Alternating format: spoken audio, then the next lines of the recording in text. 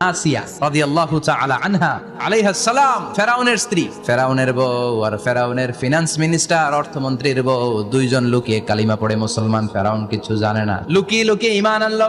ফেরাউনের কাছে ঘটনা পৌঁছে গেল, খবর পৌঁছে গেল, ফেরাউন ডেকে পাঠালো। দুধের বাচ্চাকে নিয়ে ফেরাউনের অর্থমন্ত্রীর বউ হাজির, কুখ্যাত সন্ত্রাসী ফেরাউনের নিজের বউ আসিয়াও হাজির। ফেরাউন বলে, এক আল্লাহর উপর কুফরির ঘোষণা দে, আল্লাহকে ভুলে যা, আমার পায়ের সামনে সেজদা দে, আমি মাফ করে দেব। আসিয়ার এক কথা, জীবন যাবে কিন্তু ঈমান যাবে।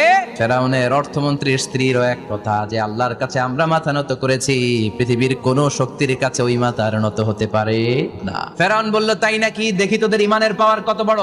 অর্ডার করলো, বিশাল বড় পাতিল নিয়ে আসো, কড়াই নিয়ে আসো, কড়াই ভর্তি তেল গরম করতে শুরু করো। টকবক টকবক করে কড়াইয়ের মধ্যে গরম তেল। ফেরাউন বলে, ও অর্থমন্ত্রীর স্ত্রী, তোমারে অনেক ভালো জানতাম, এখনই আমার পায়ের সামনে সেজদায় লুটিয়ে পড়ো, আল্লাহরে সারো,